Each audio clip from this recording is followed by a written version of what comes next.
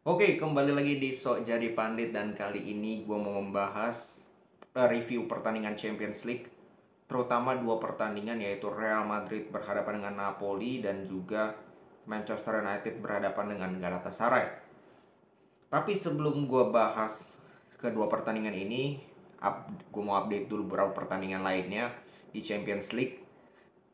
Itu Real Sociedad menang 2-0 berhadapan dengan Salzburg. Salzburg ini gue kemarin nonton mainnya sangat terbuka, sangat naif, sehingga Real Sociedad berapa kali dapat space yang begitu luar biasa untuk counter, dan itu yang membuat mereka bisa meraih kemenangan. Terus Braha comeback dramatis menghadapi Union Berlin 2-3 di menit 94, sama seperti pertandingan kemarin menghadapi Real Madrid. Union Berlin juga kembali kebobolan di menit-menit terakhir dan kalah. Ya jadi cukup nyesek. Terus Munchen comeback 1-2 berhadapan dengan Copenhagen. Ya, Munchen ini juga masih belum stabil amat, tapi they still win the game. Itu yang menjadi plus point dari Bayern Munchen, dan ini menjadi kemenangan ke-18 secara beruntun laga tandang di Champions League. Rekor yang sangat luar biasa bagi Bayern Munchen. Nah, yang mengejutkan adalah Arsenal kalah 2-1 berhadapan dengan Lens. Lens ini di Ligue 1 itu peringkat bawah kalau nggak salah. Bentar gue cek. Lens itu di liga itu peringkat ke 15. 15, 4 kali kalah, 2 kali menang. Menghadapi Arsenal. Arsenal ini ada di peringkat ke 3 Premier League. Di atas kertas jelas Arsenal diunggulkan. Tapi kelihatan ketika Saka ditarik keluar di situ, ya Arsenal cukup kesulitan untuk membuild up sebuah serangan. Dan kembali gol pertamanya dari Lens itu kan lewat blundernya David Raya, di mana kiper build up memang boleh sih. Ya, dan sedang tren sekarang. Cuman kalau tidak cekatan, tidak cermat, pastinya salah, wah itu bahaya. Karena itu sudah terbukti. Ya di pertandingan kali ini dan juga di pertandingan Manchester United nanti yang akan gue bahas. Dimana ketika kiper build up secara akurasi passing masih 50-50 atau nggak bagus-bagus amat kayak Ederson atau Ter Stegen atau Neuer, itu bisa sangat berbahaya untuk defense dari tim tersebut. Ya, dan Arsenal kena batunya di pertandingan kali ini. Terus PSV 2-2 menghadapi Sevilla ini juga cukup seru. Saling balep-balepan gol. Ya, Sevilla cetak gol di menit 68 pertama, terus dibalas di menit 86 penalti Luke De Jong. Habis itu 7 dicetak gol lagi Sevilla 2-1. Habis itu di menit 90 plus 5 Tetze mampu membuat skor ini menjadi imbang. Dan ya, ini grup B ini cukup masih sangat terbuka.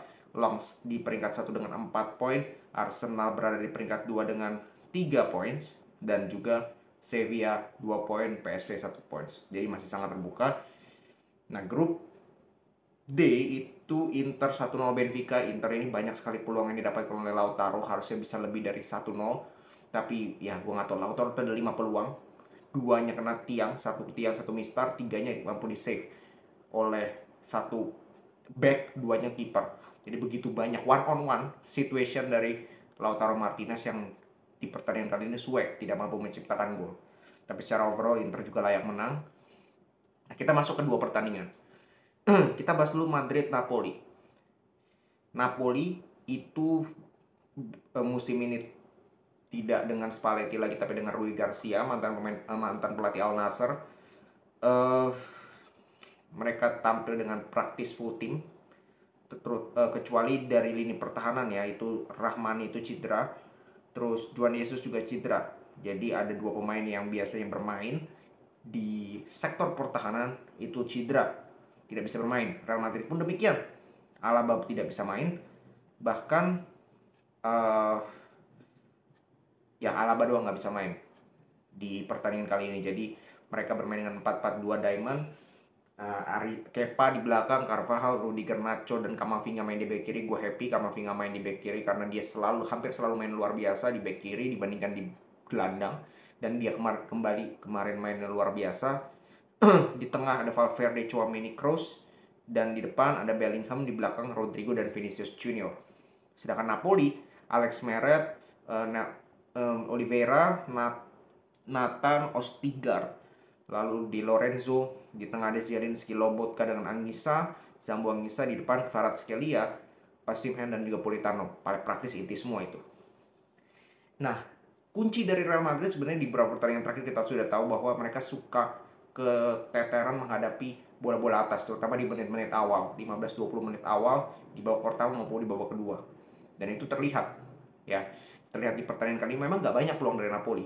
Ya di 15-20 menit awal secara lewat crossing itu jarang. Bahkan Real Madrid dulu dapat peluang emas kan dari Rodrigo yang mampu di save oleh Alex Meret. Tapi di menit 19 persis, seperti yang gue bilang 20 menit, terjadilah gol pertama lewat corner, lewat bola-bola atas kan. Kepa yang harusnya dia ketika kiper keluar untuk menangkap bola, dia harus dapat itu bola, tapi Kepa nggak dapat. Itu mungkin setengah blunder. Habis itu kena mistar, tidak ada yang menjaga seorang Ostigard untuk mampu menciptakan gol 1-0.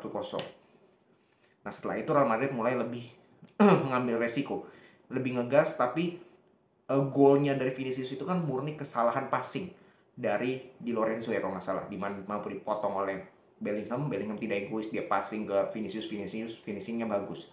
Tapi Vinicius cetak gol memang finishingnya bagus, tapi dia bermain juga tidak bagus bersama dengan Rodrigo. Ya ini menurut gue salah satu dari dua ini ya kalau bisa dicadangkan, memberikan kesempatan kepada Joselu yang berapa kali jadi starter dan selalu cetak gol. Dan peran Joselu itu berbeda dengan dua pemain ini. Dua pemain ini tipenya mirip-mirip, suka dribbling, suka hilang bola juga, sehingga menurut gue sih lebih sepakat Rodrigo yang dicadangkan, berikan Vinicius dengan Joselu di depan dengan Bellingham di belakangnya. Itu menurut gue jauh lebih efektif ya dibandingkan dengan seperti ini, karena kelihatan Rodrigo dan Vini itu pengen gocek-gocek sendiri dan ujung-ujungnya hilang bolanya. Oke. Terus Bellingham cetak gol di menit 34, golnya keren banget. Dia dribbling sendiri dari tengah dan efektif dribblingnya, ada finishing, ada final produknya dan bisa menciptakan gol. Bellingham ini sangat luar biasa, dari 9 laga 8 gol 3 assist. Start yang sangat luar biasa bagi seorang gelandang 20 tahun datang dari Dortmund. Ini tidak mudah. Tidak mudah sama sekali menghadapi pressure tersebut bermain di Real Madrid, tapi Bellingham mampu bermain seperti ya sudah bertahun-tahun bermain di Real Madrid, ya kan? Dan sayang di menit 54 babak kedua dapat penalti. Apakah itu penalti? Gue nggak yakin itu penalti, karena definitely memang kena tangan. Tapi kan sebelum itu kena kakinya Nacho. Ya not intentional dari kaki mantul ke tangan ya. Posisi Nacho kan sliding, dia tidak bisa mengontrol tangannya. Tangannya itu natural, masih dikasih penalti. Gue bilang wasitnya parah ya, minta ampun. Udah dicek VAR masih dikasih penalti. 2-2. Nggak beruntung sih, di menit 78 akhirnya Valverde mampu tendang dari jarak jauh, shooting yang sangat luar biasa keras, sempat kena mistar, habis itu kena kepala belakangnya, dianggap bunuh diri dari Meret. Tapi gue sangat hargai effort dari Valverde ya, dia memang punya kapasitas untuk tendangan dari jarak jauh dan dia tunjukkan di pertandingan kali ini. Dan secara overall ya ini pertandingan yang seru, pertandingan yang dua tim ingin menyerang, dua tim bermain juga terbuka, nggak ada yang parkir bus. Kepa main luar biasa, bagus juga berapa kali dia save. Osimhen satu heading yang luar biasa dia save. Kvaratskhelia juga dia save. Jadi ya gue sih cukup happy dengan Real Madrid mampu menang susah payah juga menghadapi Napoli. Napoli ini tidak mudah, kembali lagi ini bukan tim ecek-ecek. Musim lalu dia juara Serie A dan tidak banyak perubahan di skuadnya, itu yang membuat mereka tetap kuat walaupun ganti pelatih. Oke. Real Madrid tetap ada di peringkat 1, Napoli di peringkat 2. Ya feeling gue tetap 2 inilah yang lolos. Gue tidak melihat ada kejutan dari Braga maupun Union Berlin. Ya. Nah kita ke MU Galatasaray. MU Ten Hag ini menurunkan skuad yang hampir mirip seperti pertandingan kemarin. Bedanya Matchbury dimainkan sejak awal, bukan Pelistri. Onana di penjaga gawang, Amrabat bek kiri, Lindelof, Varane, Dalot di tengah, Mason Mount, Casemiro dan Matchbury. Di depan ada Rashford di kiri, Bruno di kanan, dan Højlund sebagai striker. Rashford kembali lagi jadi starter, tapi kali ini dia sebenarnya nggak main egois. Ya, kita harus fair. Di pertandingan kali ini dia bermain cukup baik lah dibandingkan pertandingan-pertandingan sebelumnya di mana dia sangat egois. Nah justru yang hancur menurut gue itu Rashford, Bruno. Dia setiap main di wing itu selalu mainnya kurang optimal. Selalu. Ya mungkin dia tidak bebas ya merasa bermain di wing. Dia juga tidak punya skill untuk dribble lewat 1-1 yang harus dimiliki oleh winger. Dia tidak punya itu. Maka dari itu penampilannya tidak optimal. Højlund main luar biasa di pertandingan kali ini. Dia berapa kali sangat merepotkan pertahanan dari Galatasaray. Cuman setiap MU cetak 1 gol, mereka selalu buat blunder. Mereka selalu membuat kesalahan-kesalahan sendiri, individual error, terutama di lini belakang. Gol pertamanya Zaha, itu Dalot itu benar-benar tidak boleh melakukan hal itu. Lu sebagai back harus nggak mau lu dipantatin sama si siapa Zaha, apalagi di kotak penalti sendiri. Lu harus berusaha untuk mendapatkan bola. Itu tidak dilakukan oleh Dalot, dan sangat mudah Zaha mampu menciptakan gol. Nah setelah 2-1 kan Højlund di menit 67, di 4 menit berselang kebobolan lagi lewat Turkoglu. Golnya benar-benar 1-2 sentuhan, passing cepat dari posisi Amrabat, dia cutback, Varane ke kolong, dan terjadi 2-2. Nah setelah 2-2 gue lihat di situ MU ngedrop secara mental. Secara mental mereka ngedrop dan terjadilah blunder dari Onana yang menyebabkan Casemiro kena kartu merah di menit 77. Dan ya, gue nggak ngerti Onana ini kenapa, tapi dia sudah buat berapa kali blunder di musim ini, dan ini yang paling parah karena benar-benar fatal blundernya. Benar-benar ngoper ke orang, ke Mertens kalau nggak salah, Casemiro nggak mau sliding, dan penaltinya nggak masuk. Ya di situ gue bilang, wah ini Casemiro juga sudah melakukan penyelamatan ya untuk MU supaya nggak kebobolan dengan mengorbankan dirinya kena kartu merah. 4 menit berselang terjadilah gol ketiga dari Mauro Icardi. Itu golnya blunder juga dari Amrabat. Dia jauh sekali jaraknya dengan defensive line yang lain, sehingga dengan mudahnya Icardi mampu menciptakan gol di chip bolanya 3-2. Dan Galatasaray setelah itu dapat berapa kali counter yang berbahaya, peluang yang berbahaya bisa lebih dari 3 gol. Mereka mampu ciptakan gol Manchester United. Dan Manchester United sebenarnya nggak main jelek juga menurut gue. Nggak main jelek, tetapi ada saja something di mana mereka melakukan kesalahan-kesalahan sendiri. Dan itu yang membuat mereka nggak menang. Mereka tidak efektif di depan, di belakangnya itu sangat lowong. Sangat suka membuat kesalahan, blunder, individual error.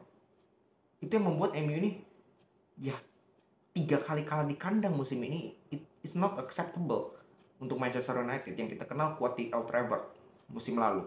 Tapi di musim ini 3 pertandingan kandang mereka sudah kalah semua. Brighton, Crystal Palace, dan tadi Galatasaray. Dan dari 10 pertandingan mereka hanya menang 4. Mereka kalah 6 kali loh musim ini. Dan ini merupakan PR start yang sangat buruk bagi Erik ten Hag dan juga skuad Manchester United. Mereka di Champions League peringkat terakhir, juru kunci dengan 0 points dari 2 pertandingan. Dan di Premier League mereka peringkat 10. Jadi kita lihat apakah MU bisa bangkit karena menghadapi Brentford nanti ya. Brentford ini bukan tim yang ecek-ecek juga. Ya di Premier League main di Old Trafford lagi. Nah kita lihat apakah mereka mampu bounce back. Itu sangat penting karena setelah itu lawan Sheffield, harusnya Sheffield juga bisa mereka kalahkan. Dan habis itu ketemu Copenhagen. Nah ini 3 tim yang harus disapu bersih sebelum mereka ketemu Manchester City. Sebelum mereka menjamu Manchester City. Kalau sampai 3 pertandingan ini mereka ada kehilangan poin, secara moral drop, lawan City bisa dibantai. Itu yang bahaya bagi Manchester United.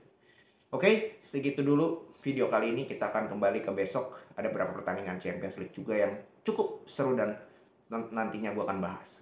Salam sepak bola.